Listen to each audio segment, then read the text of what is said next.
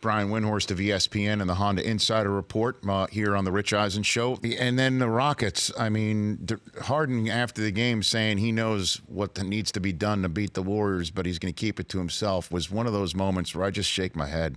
Again, I'm not there every day. I don't follow him in terms of meeting him and chat with him, the day in, day out stuff. And the rest of the Rockets team, we've had Maury on the show. P.J. Tucker spills his guts out on the floor, unlike many players in the NBA. I love watching him.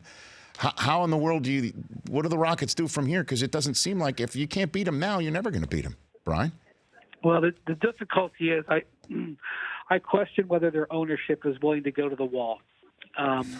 They did not spend their mid-level exception this year to add to that team. You know, if you don't want to sign Trevor Ariza at a $15 million deal, you don't evaluate him as worth that much. I mean, I can't really dispute that. The other guy that they got, criticized for letting him go was Luke Mbah-a-Moute. He missed the entire season with a knee injury.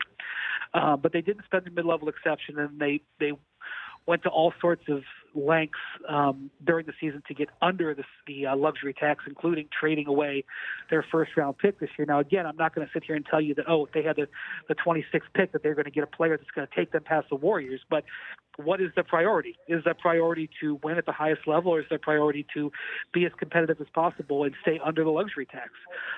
Tillman Fertitta was on the jump on Friday. I asked him essentially this direct question, and he dodged it. And I understand why he dodged it, because it's an uncomfortable question. And that, to me, is a major factor about where this organization is going. Is Tillman Fertitta going to clear them to spend the money that they need to spend? Now, I'm not going to sit there and tell a guy who just paid $2 billion for the team that he has to spend money into a losing situation. But if you're going to evaluate where the Rockets are going forward, they've overpaid Chris Paul. He's clearly on the downside of his career. And the question is he going to do what needs to be done to try to keep supporting that roster?